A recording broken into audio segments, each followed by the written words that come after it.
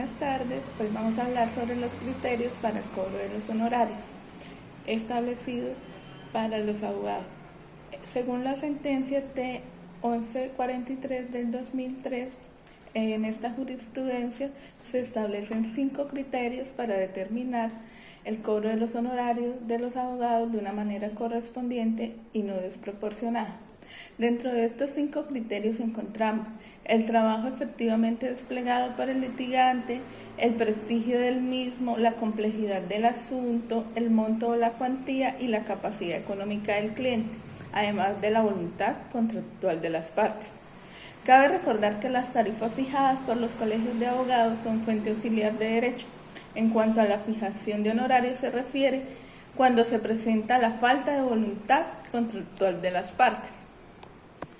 ¿Cómo se debe llevar a cabo la forma de cobro de los honorarios?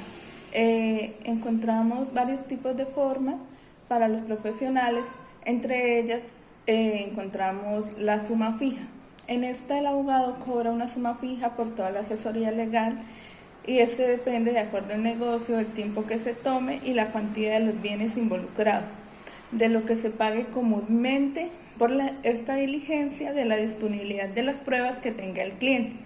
La Corporación Nacional de Abogados sugiere que cuando los honorarios se pacten en una suma fija, el cliente debe pagar el 50% al otorgar el respectivo poder, el 20% una vez se cierre el debate probatorio y el 30% cuando finalice el proceso.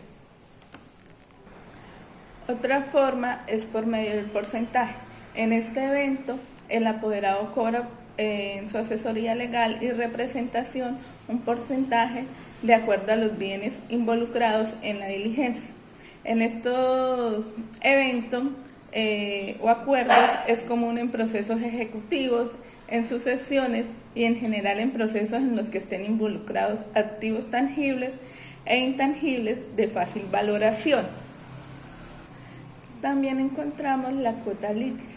En esta el profesional cobra sus honorarios un porcentaje de acuerdo a las pretensiones y si este proceso se gana. Además, el abogado asume todos los gastos de la gestión. También encontramos los honorarios mixtos.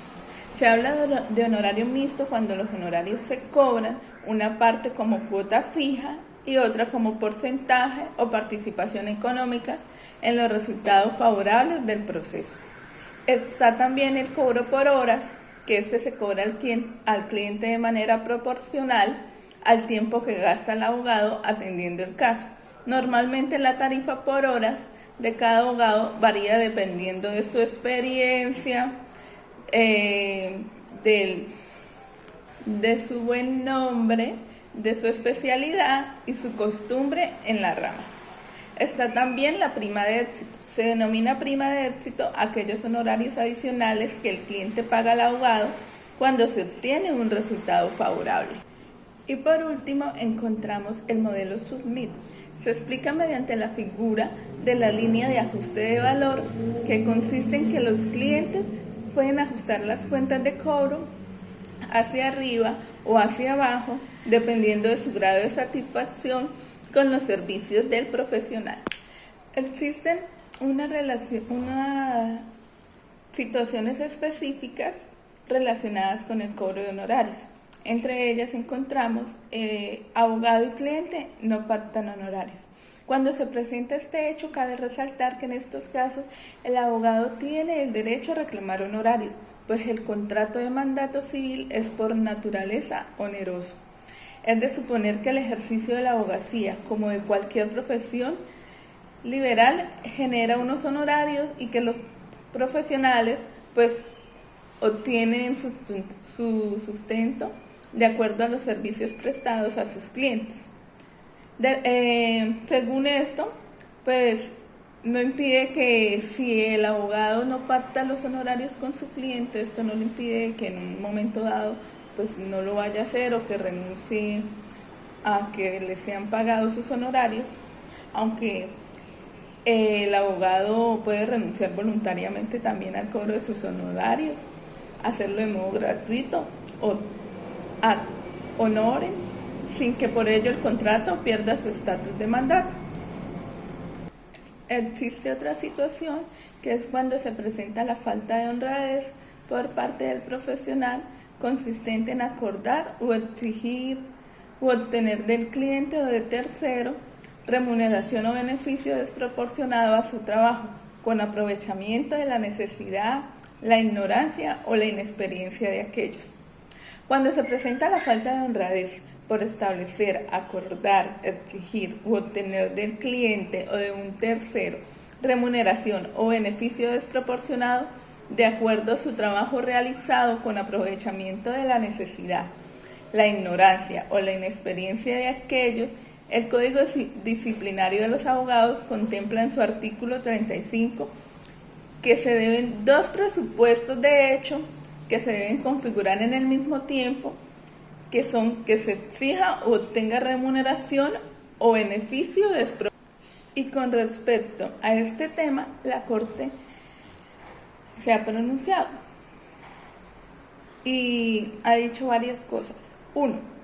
Que los abogados no tienen libertad absoluta para cobrar honorarios, puesto que la abogacía cumple en nuestro país una función social y su ejercicio trasciende del marco puramente individualista y que existe entre los contratantes para adentrarse en el interés social y estatal de la administración de justicia. 2. Exigir es diferente a obtener. Cuando el verbo rector que se imputa es exigir, el juez no puede valorar lo que hizo como labor profesional, sino solo examinar el caso desde su perspectiva es antes. En cambio, si el verbo rector es obtener, el juicio es post, es decir, correspondiente al juzgador efectuar un juicio de proporcionalidad entre lo realizado y lo cobrado. Y el tercero consiste en el test de la proporción o desproporción. Tiene dos partes. Primero, un análisis del trabajo encargado y realizado.